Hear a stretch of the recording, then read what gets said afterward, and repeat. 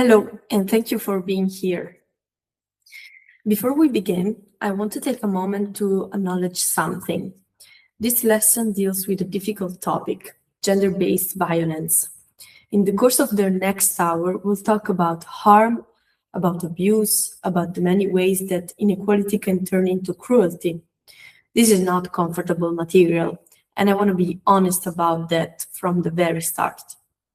If you're someone who has personal experience with violence, as a survivor, as someone who has witnessed abuse, as someone who has supported a person through it, then some of what we discuss today may feel close to home. Please know that you are not required to push through discomfort for the sake of completing this lesson. You can pause, step away, breathe, and return. Your well-being is more important than any content schedule.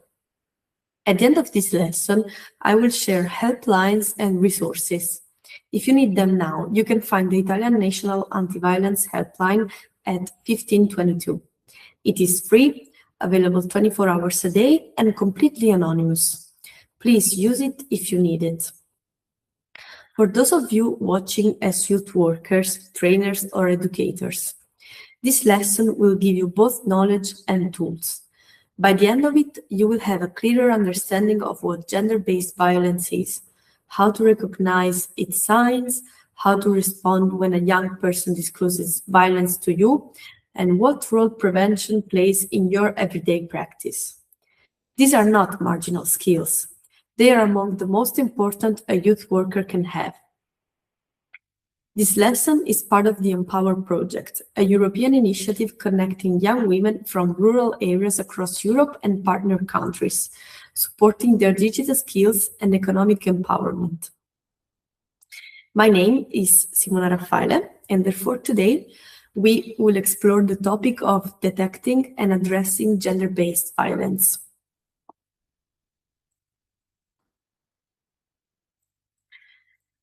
So, here is what we will cover in this lesson. We start with definition, what gender-based violence actually is, and 4 key clarifications that will frame everything else. Then we look at types, because gender-based violence is not one thing, but many. From there, we move to warning signs, how to recognize that something may be wrong before it becomes a crisis. We'll spend meaningful time on the cycle of violence, understanding why survivors often stay and why the question, why don't you just leave, is both unhelpful and unfair. Then we'll focus on how to support survivors effectively, the words that help and the words that harm. We'll close with prevention, the upstream work that youth workers can do to reduce the condition in which gender-based violence thrives. And I'll leave you with a set of concrete resources to take away. It is a full lesson. I'll try to keep it as clear and human as possible throughout.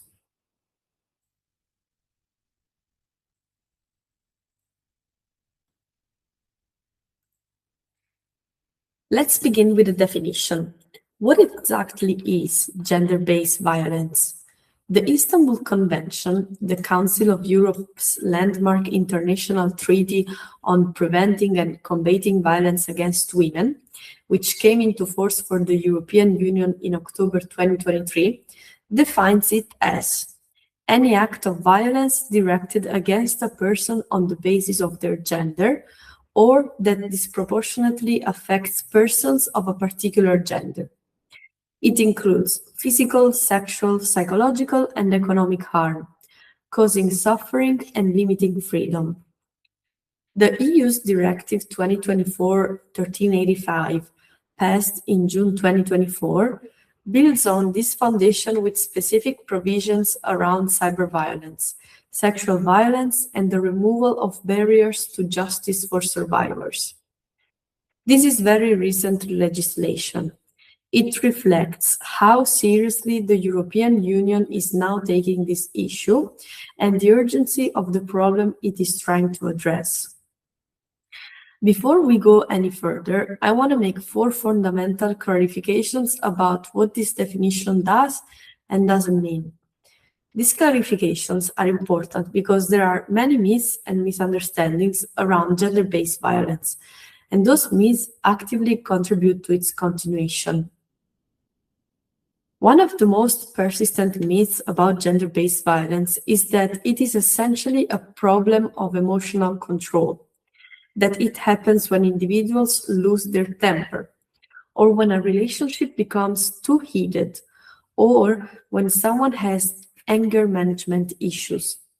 This framing is seductive because it locates the problem in individual psychology and makes it seem manageable through individual therapy. But the evidence does not support this framing. Perpetrators of gender-based violence typically do not lose control randomly. They are often selective about when and where they use violence. They rarely attack colleagues at work or strangers on the street. They direct violence specifically towards intimate partners, toward family members, in private spaces where there are no witnesses and where power asymmetries exist. This selectivity tells us that gender-based violence is not primarily about emotional dysregulation. It is primarily about power. Specifically about the historically constructed belief that certain genders have the right to control, discipline, and dominate others. This is why addressing gender-based violence requires not only individual interventions, therapy, counseling, legal prosecution, but cultural and structural change. We need to change the belief system, the social norms, the economic conditions, and the institutional responses that allow gender-based violence to happen and continue. The framing violence against women is both accurate and incomplete. Women and girls are the primary victims of gender-based violence, globally across cultures and in Europe specifically. The data on this is unambiguous, but gender-based violence is not exclusively experienced by women. Men and boys also experience gender-based violence, particularly in intimate partner relationships and in institutional contexts such as military service and prison. The barriers to reporting are often even higher for male survivors because of the way masculinity is socially constructed. Acknowledging victimization conflicts directly with expectations of strength and self-sufficiency. LGBTQI+ individuals face specific forms of gender-based violence. Identity-based violence directed at the sexual orientation or gender identity, for example, including hate crimes, conversion practices, and domestic violence within same-sex relationships. Research consistently shows that LGBTQI+ individuals face elevated rates of gender-based violence, often compounded by barriers to accessing support services that are designed around heterosexual cisgender experiences. An intersectional gender perspective, which I already explored in the first lesson, is essential for understanding the full landscape of gender-based violence and for designing responses that reach all those who experience it. Let me share some numbers, because the scale of this problem is frequently underestimated, in part because so much of it is hidden. According to data coordinated by Eurostat and the European Institute for Gender Equality in 2024, 1 in 3 women in the European Union has experienced physical or sexual violence. Not in the distant past, not in a war zone, in contemporary Europe. 1 in 3. In Italy specifically, 96 femicides were recorded in 2023. A femicide is the killing of a woman because of her gender, often by a current or former intimate partner. 63 of those 26 deaths were committed by a partner or ex-partner. The calls to Italy's National Anti-Violence Helpline 1522 increased by 59% in a single year, but almost 73% of survivors don't report, which means the official numbers represent only a fraction of what is actually happening. Among adolescents in Italy, 52% of those with relationship experience report having experienced at least one form of controlling behavior. 43% agree with the statement that if a girl really doesn't want sex, she knows how to avoid it. A statement that completely misunderstands and dismisses the reality of sexual violence. These are not statistics about somewhere else. They are statistics about the communities where you live and work. Perhaps the most damaging myth about gender-based violence is that it is a family matter, a private problem, none of your business. This framing, which is extremely common across cultures and social classes, has protected perpetrators and isolated survivors for generations. Gender-based violence is a human rights violation. It is a public health crisis. It is an economic crisis, estimated by the European Institute for Gender Equality to cost the EU economy more than 290 billion euros per year in healthcare, justice, and lost economic productivity. It is a democratic crisis because it prevents the full participation of women in public life. Treating it as a private matter is not neutrality.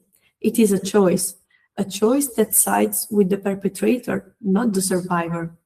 As youth workers, as community members, as citizens, we all have a role in refusing to normalize, minimize, or look away from gender-based violence.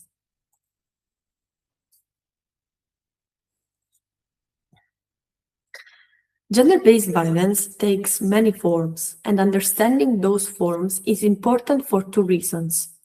First, because we sometimes only recognize physical violence, and if that's our only reference point, we miss the vast majority of gender-based violence that is happening around us. Second, because the different types of gender-based violence are often not separate. They coexist, overlap, and reinforce each other within the same abusive relationship. Physical violence is the form most people think of. Physical violence is the form most people think of when they hear the term domestic abuse. It includes hitting, slapping, punching, choking, burning, using objects as weapons, and physical confinement. Locking someone in a room, preventing them from leaving the house. It also includes forcing someone to use drugs or alcohol, or denying them medication they need. Physical violence is the most visible form of gender-based violence. It may leave marks that others can see, but visibility does not make it easier to disclose or escape. Many survivors report that their first experience of physical violence came after a long period of psychological violence. That the physical assault felt almost like a confirmation of what had already been happening to them. And many survivors minimize the physical violence they have experienced, with sentences like, "It wasn't that bad. He didn't actually break anything. It only happened once." Our role is never to reinforce that minimization. Psychological violence is almost certainly the most widespread form of gender-based violence, and the least recognized. It does not leave visible marks. It is often denied by perpetrators, and it can be extraordinarily difficult for survivors to name and validate because the constant messaging of abusive relationships is precisely that the survivor's perception of reality is wrong. Psychological violence includes constant humiliation, belittling, and put-downs, sometimes in public, sometimes disguised as jokes, gaslighting, a term that has entered popular culture but whose reality is still not widely understood. Gaslighting means making someone doubt their own perception of reality. That never happened. You're imagining things. You're crazy. Everyone agrees with me, not you. Over time, this systematic undermining of a person's sense of reality can produce profound disorientation, self-doubt, and the loss of trust in one's own judgment. Precisely the psychological state that makes living an abusive relationship most difficult.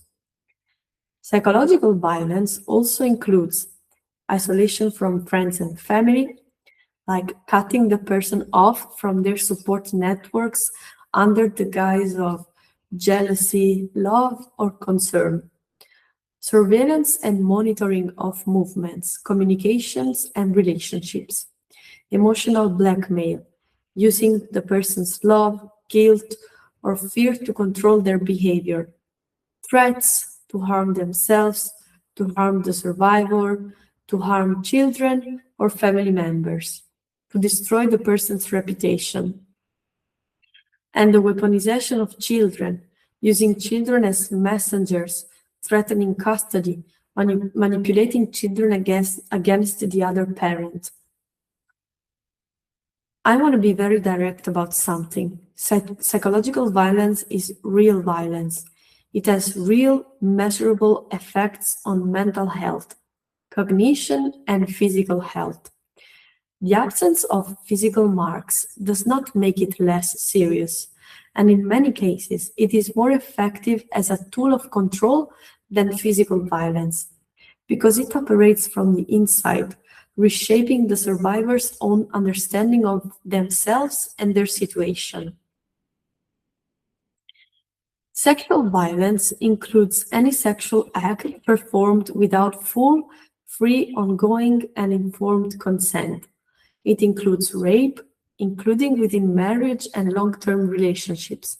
It includes sexual coercion, using pressure, manipulation, or threats to attain sexual compliance that is not freely given.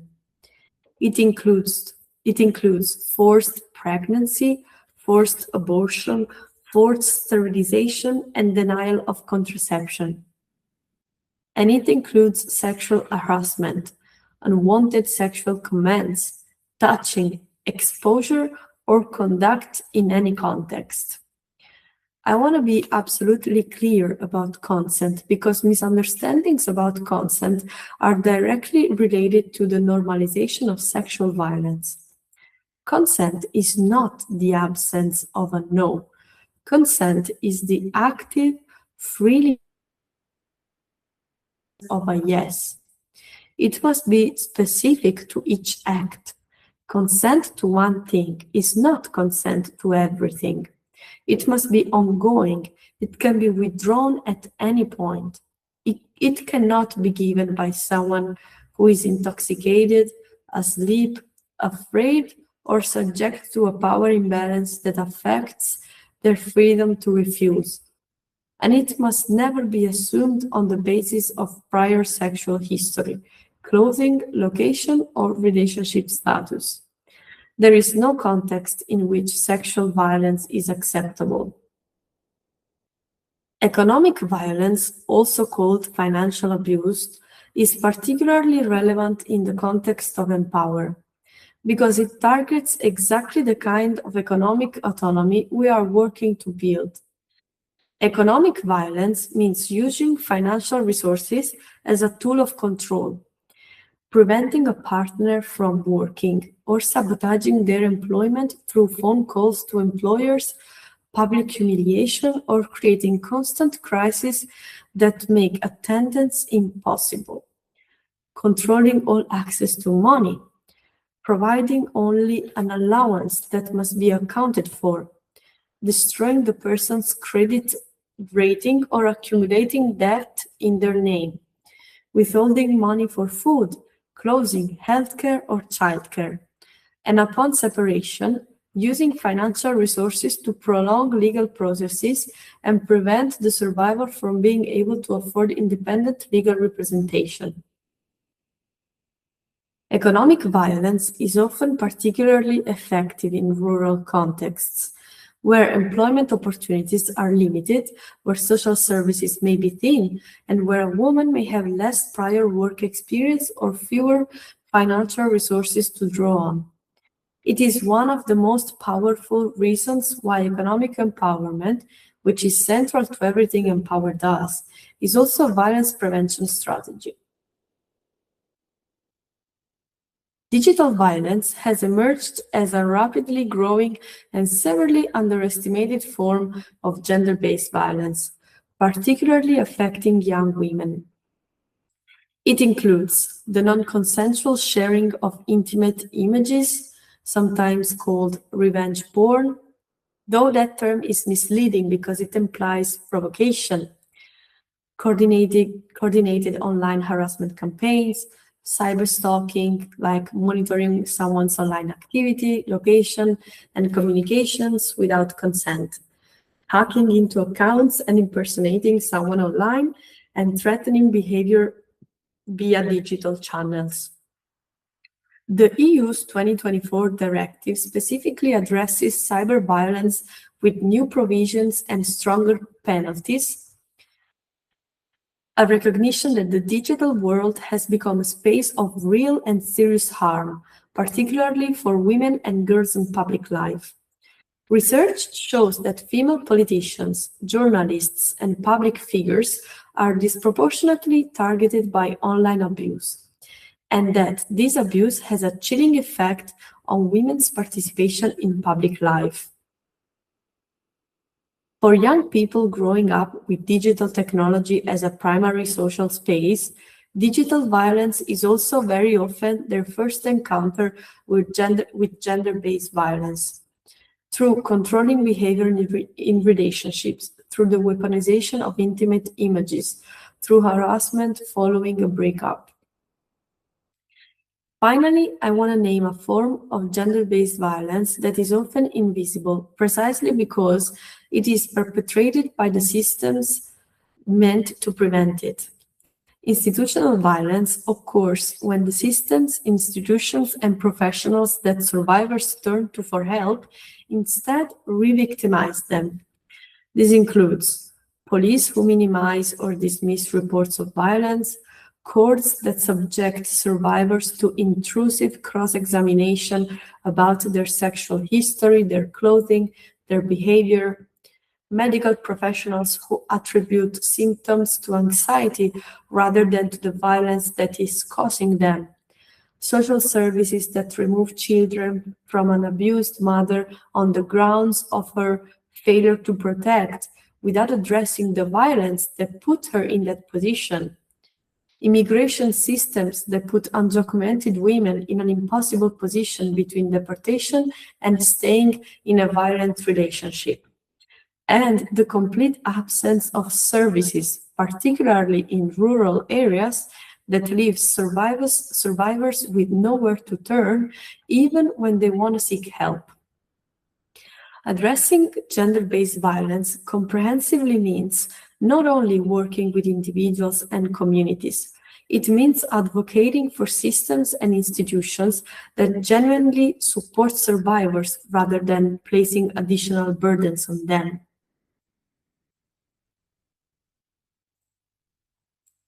Knowledge of what gender-based violence is and of its different forms gives us the conceptual framework. But the practical question for youth workers and educators is, how do we recognize when something may be happening so that we can open a door before a crisis occurs? Research on gender-based violence consistently shows that there are recognizable warning signs, patterns of change in a person's behavior, appearance, and relationships that may indicate they are experiencing violence. Learning to notice these signs is not about becoming a detective or jumping to conclusions. It is about becoming the kind of person who notices and who creates enough of a trusting relationship that someone might choose to open up. Unexplained or poorly explained physical injuries, bruises, burns, or marks that don't match the explanation given, frequent accidents, a person who winces when touched, someone who consistently wears concealing clothing, long sleeve in summer, heavy makeup, in ways that seem out of character or context. Do not confront or demand explanation. Simply note and be available. Withdrawal from social connections. A person who was previously engaged and connected with friends, family, with community activities, with your program, who gradually becomes less present, more isolated, more difficult to reach. This is often a deliberate process orchestrated by an abusive partner who engineers the person's isolation from their support network, one relationship at a time. Then we have visible anxiety, fearfulness, and hypervigilance, jumping at sounds, checking the phone constantly, and visibly stressed by messages. Reluctance to make any decision independently, apologizing excessively, looking over their shoulder, a generalized state of heightened alert that suggests they are living in a state of fear. Sudden and unexplained changes in mood or behavior, depression, anxiety, tearfulness, or conversely a flat affect, an emotional numbness that suggests that the person has had to shut down their feelings in order to survive. Loss of interest in things they previously enjoyed, changes in sleep, appetite, energy. These are signs that something in the person's life is causing significant distress. Self-blame and minimization. Statements like, I'm so clumsy, I always fall, or I make him angry, I need to learn to communicate better, or it's not that bad, really. All couples argue. Internalized self-blame is one of the most reliable signs that something is wrong, because it is one of the most consistent psychological effects of living in an abusive relationship. Financial dependency and controlled access to money. Someone who needs to ask permission to spend money, who can make independent financial decisions, who has no idea what their shared bank account contains, who is visibly anxious when discussing money.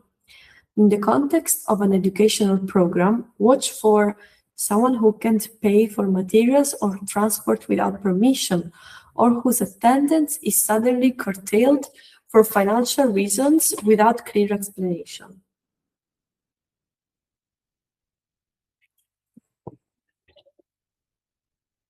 The partner controls who they see, where they go, and what they wear. They check in constantly.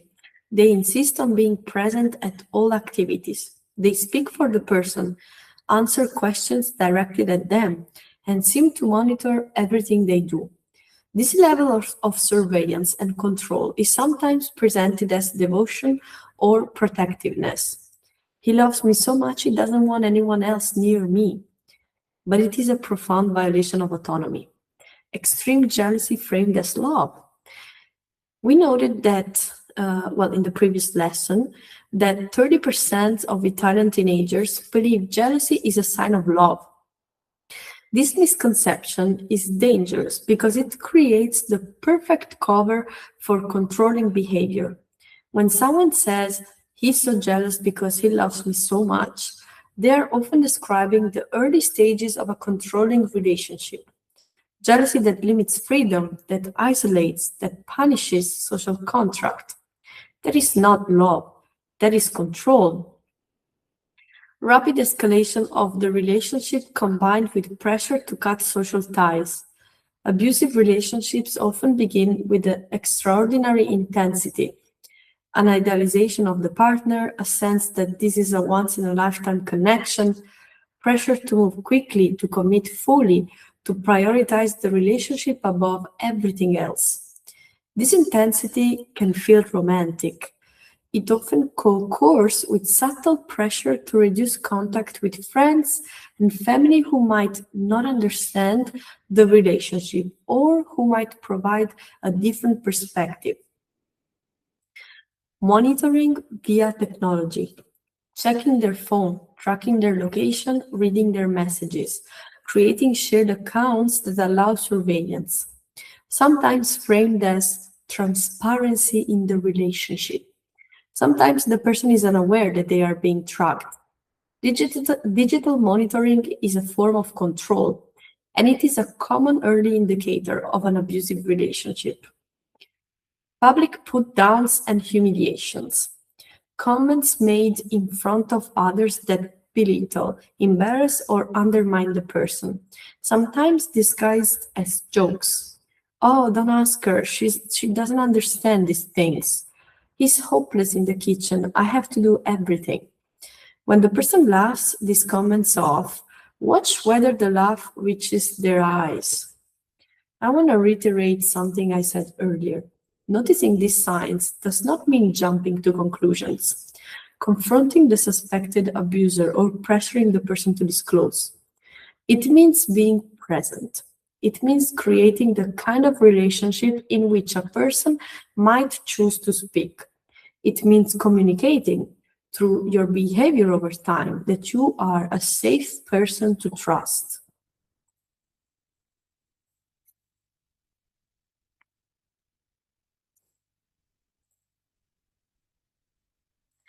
The question that most people ask when they first learn about domestic violence or intimate partner violence is, why doesn't she just leave? I want to spend some time really answering that question, not dismissing it because it comes from a genuine desire to understand, but answering it in a way that does justice to the complexity of what survivors actually experience. The cycle of violence, first described by psychologist Leonore Walker in the 70s, based on interviews with hundreds of survivors, helps explain the emotional and psychological dynamics of abusive relationships. It describes a pattern that repeats, typically with escalating frequency and intensity over time. Phase 1, tension building. The first phase is characterized by a gradual build-up of tension and conflict. The person experiencing abuse can feel this phase coming, a shift in the atmosphere of the relationship, a change in the abuser's mood, a sense that something is about to happen. They often describe it as walking on eggshells. In this phase, the survivor often tries actively to prevent the explosion. They take on more domestic responsibility, become quieter, avoid topics that might cause conflict. They may blame themselves for the tension. If I was better organized, if I didn't provoke him, if I could get everything right. This self-blame is not irrational. It is a coping strategy. If the person believes they can control the violence by being better, they retain some sense of agency. The alternative, that the violence is entirely outside of their control, is even more frightening. Phase 2, the incident. This is the phase where the explosion occurs. The violent act, physical, takes place. For many survivors, there is almost a sense of terrible relief. The tension is broken. The thing they were dreading has happened. And at least now it's over. This paradoxical sense of relief is one of the many counterintentions of living in an abusive relationship. And it is part of why survivors sometimes describe incidents that seem to outside observers to have occurred suddenly or without warning. Phase 3, reconciliation, the honeymoon phase. After the incident, the abuser typically moves into what is often called the honeymoon phase. They apologize, sometimes extravagantly. They cry, they express shame, make promises. They bring gifts, plan special experiences, behave with great kindness and affection. They say, I'm sorry, I don't know what came over me. It will never happen again. You know I love you. Please don't leave. And this phase is real, that kindness is not entirely performed. Abusers often genuinely do feel remorse after an incident, at least in the earlier stages of the cycle. And for the survivor, this phase is extraordinarily powerful because it brings back the person they fell in love with. It restores the relationship they hoped for. It creates hope. Maybe this time really will be the last time. Maybe the promises will hold. The hope created by the honeymoon phase is one of the most powerful forces keeping survivors in abusive relationships. And it is completely rational. Hope in the face of promise is not a character flaw. It is a human response to someone you love be different. Phase 4, calm. The fourth phase is a period of relative calm. The incident is in the past. Life returned to something approaching normal. The abuser's behavior may be genuinely pleasant during this period. The relationship may feel happy and functional. And for the survivor, this is both a relief and a trap, because the calm makes the violence harder to talk about. If I tell someone, they won't believe me. And it also makes it harder to leave. Maybe I was exaggerating this time. And then the tension begins to build again. The cycle doesn't just explain why survivors stay. It explains why leaving is so genuinely difficult, even when a person has decided they want to leave. Because leaving an abusive moment of a decision, it is a process. Research shows that survivors attempt to leave an abusive relationship an average of 7 times before leaving permanently. Each attempt is a real attempt. Each return is not weakness. It is the result of the complex web of emotional attachment, economic dependency, hope, fear, and social pressure that the cycle describes. And here is the most critical safety fact I will share in this lesson. The most dangerous moment in an abusive relationship is when the survivor tries to leave. Statistics consistently show that the risk of serious violence, including homicides, increase dramatically when a survivor attempts to leave or immediately after leaving. Planning, specialist support, and careful coordination with services are so important. It is also why just leave is not only unhelpful advice, it is in some contexts genuinely dangerous.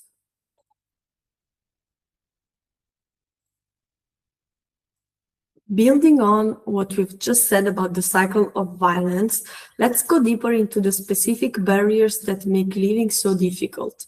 Because understanding these barriers is not just intellectually important, it is the prerequisite for offering genuinely useful support. I want to start by naming something. The question, why doesn't she just leave, contains a hidden assumption that leaving is straightforward, and that the choice not to leave reflects a failure of courage or judgment. That assumption is wrong, and when we hold it, even implicitly, it shapes the support we offer in ways that are subtly blaming and therefore unhelpful. Survivors do not stay because they don't understand what's happening to them. They stay because barriers to leaving are real, multiple, and interlocking. Let's look at each one. Emotional barriers. Love is real. A person who hurts them, especially in the early stages of a relationship, when the abusive behavior may have been absent or an attachment have formed. The trauma bonding that develops through the cycle of violence, the neurological connections formed through intense experiences of fear and relief, punishment, powerful as any other attachment bond. Asking someone to just leave the person they love is asking them to do something that feels emotionally like self-destruction. There is also hope. We've already spoken about this, but it bears repeating. Every time the abuser apologizes, every time the honeymoon phase offers a glimpse of the person the survivor loved, hope is renewed. Hope is not irrational, it is human, and it takes time and often multiple attempts for hope to be exhausted. Economic barriers. Economic barriers are among the most concrete and the most powerful. If a woman has no income of her own, because economic violence has prevented her from working, or because her employment has been made impossible through constant interference and sabotage, or because the cultural context she lives in has not supported her building economic independence, then living means facing destitution. Not metaphorically. Actually, nowhere to go, no money to go there, no way to feed herself or her children. In rural areas, this is compounded by limited employment opportunities, limited housing options, and the added challenge of geographic isolation. If the nearest shelter is 2 hours away and you have no car, no money for transport, and a partner who monitors your movements, just living requires a logistical plan of extraordinary complexity. This is precisely why economic empowerment is not separate from violence prevention. It is violence prevention. Every woman who builds economic autonomy reduces her vulnerability to economic violence and increases her practical ability to live if she needs to. Fear and safety concerns. Fear is perhaps the most underestimated barrier. Fear of what the abuser will do if they try to leave. By the police, by their family, by the community. Fear of what will happen to their children. Fear of retaliation against family members. Fear of losing custody. Fear of the legal process, particularly for those without language skills or secure immigration status. And there is a specific form of fear that is particularly insidious. The fear that leaving will make things worse, not better.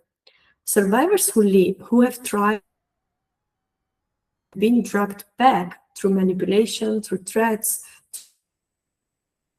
know from experience that escaped attempts can be punished severely. This knowledge shapes their calculation of risk. Social and cultural barriers. Social and cultural barriers are deeply context-dependent but almost universally present. Family pressure, parents, siblings, grandparents who encourage staying for the sake are afraid of the social stigma of a separated daughter. Community expectations.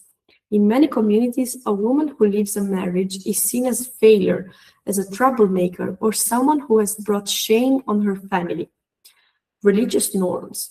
Some religious frameworks emphasize forgiveness, the sanctity of marriage, and the importance of keeping families together in ways that can pressure survivors to remain in dangerous situations. Cultural norms around gender. In communities where a woman's worth is defined by her role as wife and mother, leaving a marriage can feel like the destruction of her entire identity. And for women from migrant backgrounds or with precarious legal status, the additional terror that accessing services or reporting violence might result in deportation, either of themselves or their partner, the father of their children, or that involvement with authorities might jeopardize their visa or residence application. Psychological barriers. Years of psychological violence produce real psychological damage, and that damage itself becomes a barrier to living. Low self-esteem. The survivor may better, that this is the most they can hope for. The abuser has usually worked hard to produce this belief. PTSD and trauma responses. The brain changes under sustained traumatic stress. memory, judgment, and decision-making,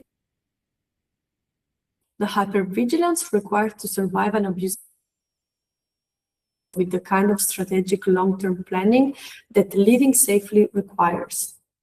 And the effect of gaslighting. When someone has been of reality is wrong, they stop trusting themselves. Maybe he's right. Maybe I do make everything worse. Maybe I am the problem. This self-doubt is not weakness. It is the intended result of a systematic campaign of psychological violence.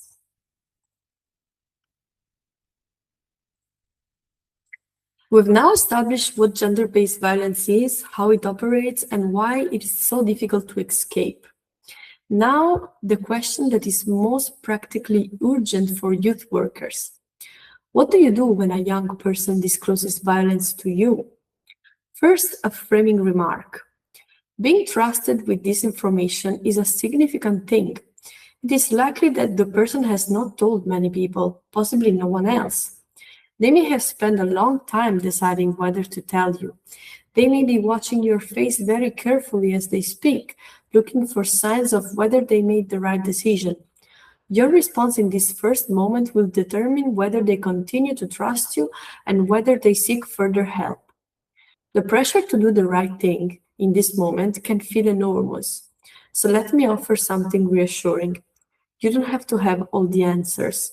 You don't have to fix the situation. You don't have to have a perfect script. What matters most is that you are fully present, that you believe them, and that you make clear that they are not alone.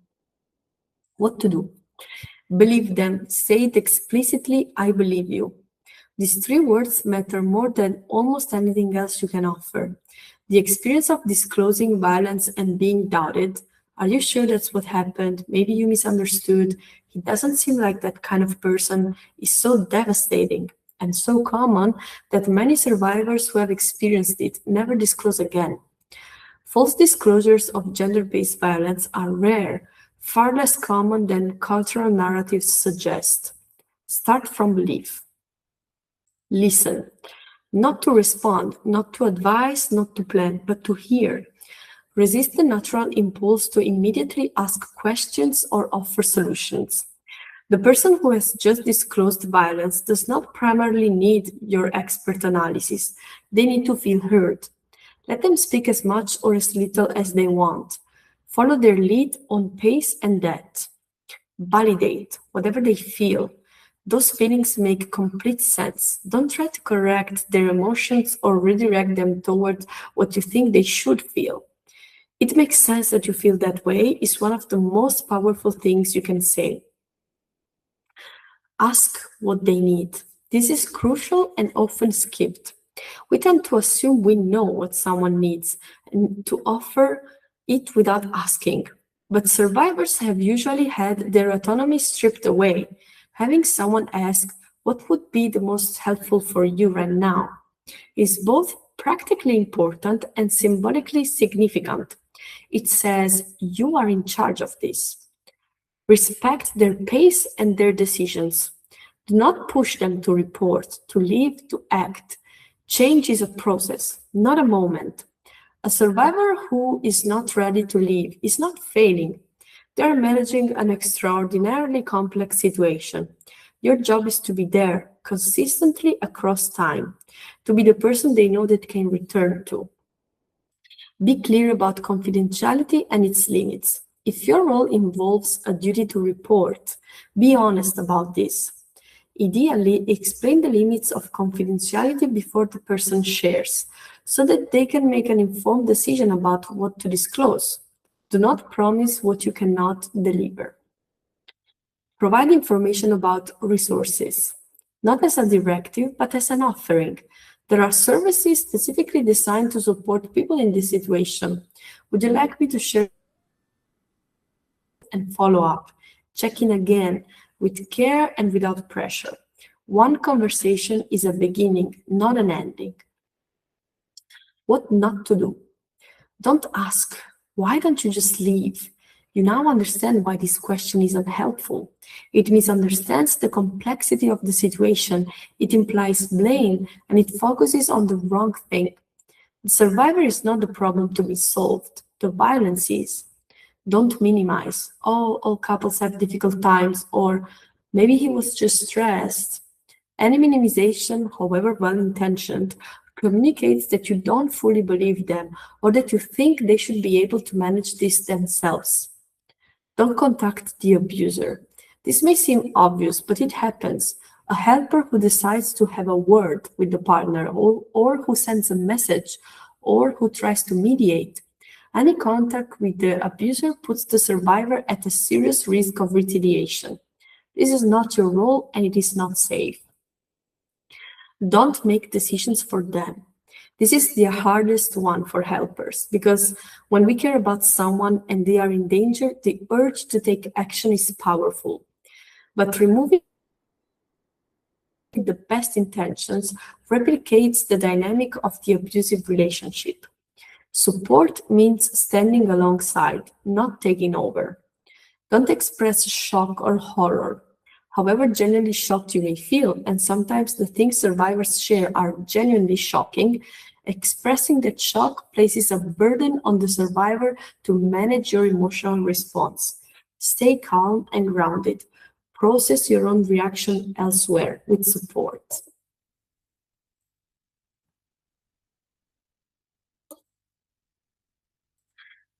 Words matter in this situation in ways that go beyond normal conversation. The right words can open a door, and the wrong words can close it permanently.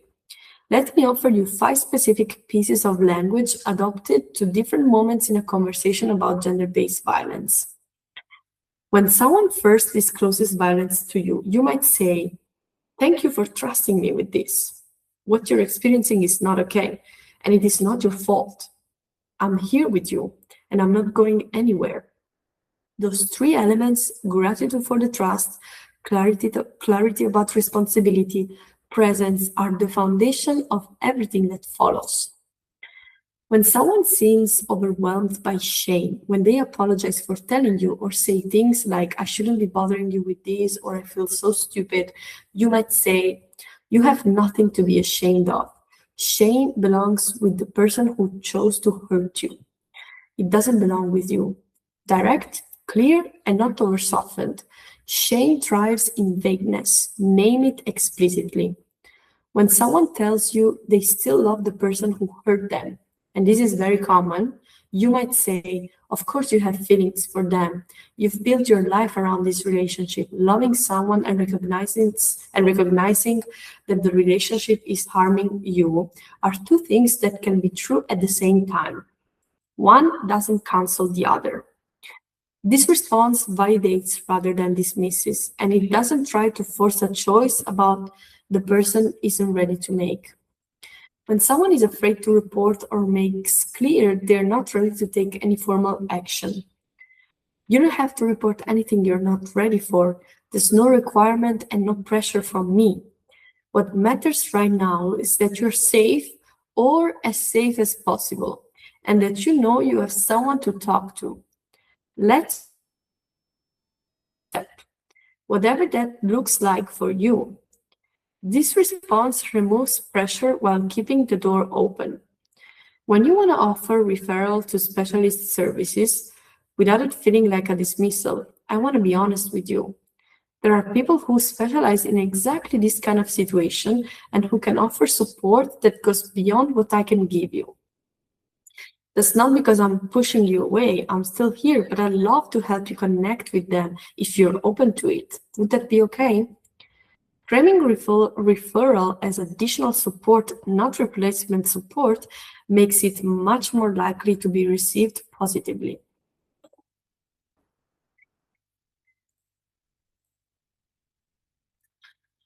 Well, we spent much of this lesson focused on response, what to do when gender-based violence is already happening, and that knowledge is crucial. But I want to close the content of this lesson with something I believe is even more important: prevention. Prevention is the upstream work the conversations, the activities, the environments we create that reduce the conditions in which gender-based violence is likely to develop.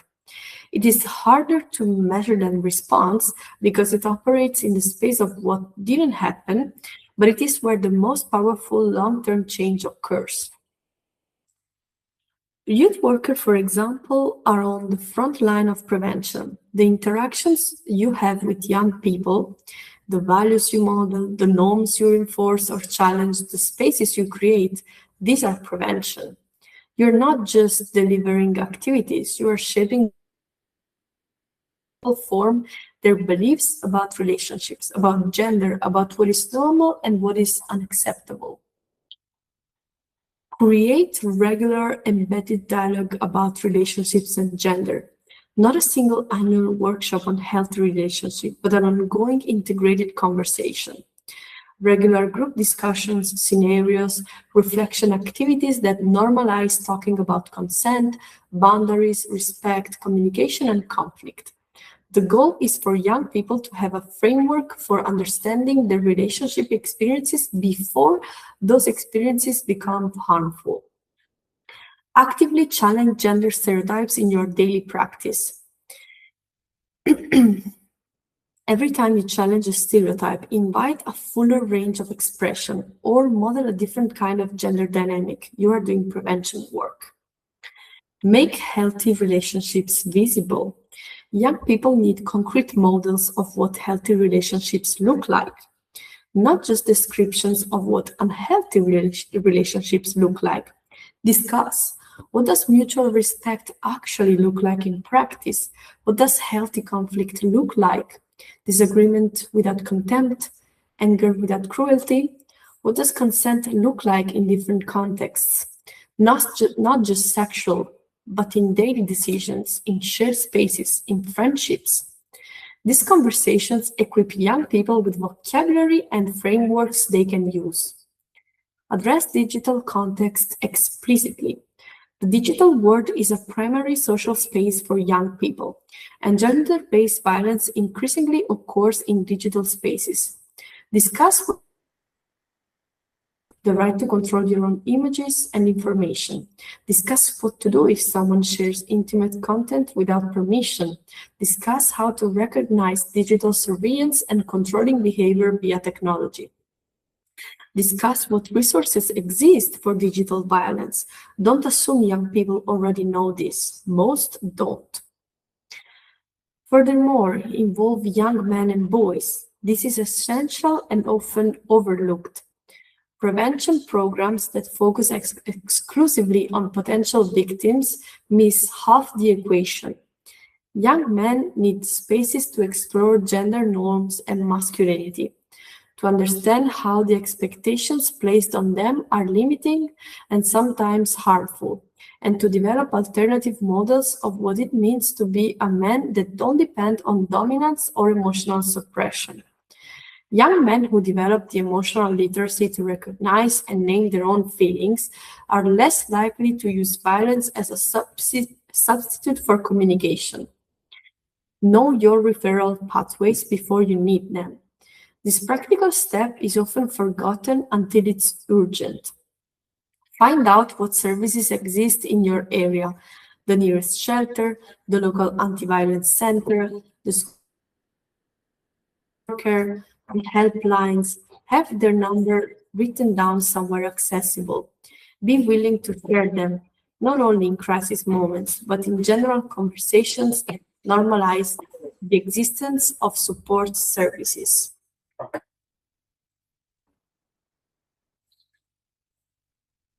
Before we close, I want to share some concrete resources. Please write this down, share them with your networks, and keep them somewhere accessible. In Italy, the National Anti-Violence Helpline is 1522, free, available 24 hours a day, 7 days a week. Multi-language support available, completely anonymous. Both survivors and people supporting survivors can call. You do not need to be in immediate danger to call. You can call if you're worried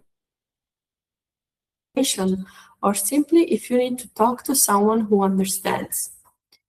Across the EU, Victim Support Europe operates the number 116006, a pan-European support line that can connect callers to local specialist services in their country. This is particularly useful for people in countries without a well-established national helpline. The Council of Europe's Gender Matters website, available at coe.int, offers an extensive library of free resources for youth workers on gender equality, gender-based violence prevention, and human rights education. These are practitioner-focused, free-to-use, and available in multiple languages. The Istanbul Convention itself, the full text, is available online and is essential reading for anyone working in this area. It is not a dry legal document. It is a detailed, practical framework for what states and communities must do to prevent and address gender-based violence. The European Institute for Gender Equality, EIGE, maintains an online database of gender statistics, country-by-country data on gender-based violence and research reports. It is the most comprehensive publicly available source of European data on this topic. And of course, through the EmpowHer platform, you will have access to further resources, peer connections, and learning materials developed specifically for this program. Use that network. It exists for you.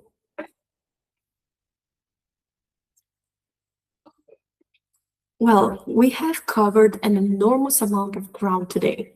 Let me bring it together into the 5 most important things I want you to take away. 1. Gender-based violence is not a private matter. It is a human rights violation, a public health crisis, and a direct consequence of gender inequality. It requires not just individual response, but cultural and systemic change. Treating it as none of your business is itself a choice, one that sides with perpetrators. 2. Gender-based violence takes many forms: physical, psychological, sexual, economic, digital, institutional, and they often overlap. Learning to recognize all of these forms, not just the most visible ones, is part of our responsibility as youth workers and as people who care about those around us. 3. Early recognition matters. The warning signs we discussed are not certain indicators, but they are signals that someone may need us to be more present, more available, more explicitly safe to approach. Our job is to notice and create space, not to investigate or confront. 4. Survivors stay for real, complex, valid reasons. The question, why doesn't she just leave, is the wrong question. The right questions are, what does she need to be safer right now? What barriers can be reduced? What support is available? And above all, what does she want? 5. The 3 most important things to say are, I believe you, it is not your fault, you are not alone. These are not just words. They are the antidote to the 3 things that gender-based violence most reliably produces in survivors: self-doubt. I want to close this lesson by speaking to 2 different groups of people who may be watching. If you are a youth worker or educator, this work is demanding. Holding space for people in pain costs something. Please seek supervision, connect with colleagues, set limits on what you can hold alone, and take care of your own well-being with the same seriousness with which you take care of the people you serve.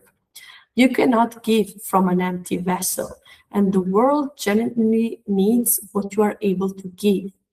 If you are someone watching this who has recognized their own experience in what we've discussed today, I want you to hear this directly. What happened to you was not your fault. You are not alone, even if it has felt that way for a long time. There are people who have been specifically trained to support you, who will believe you, and who will not judge you. The helplines I mentioned are real, and they are there for you. You deserve safety, you deserve that you choose. In EmpowHer, we believe in your capacity to build that program, the digital skills, the entrepreneurship training, the network for connection exists in service of that belief. Thank you for being here. Thank you for the courage it takes to engage with this material. And of course, take good care of yourself.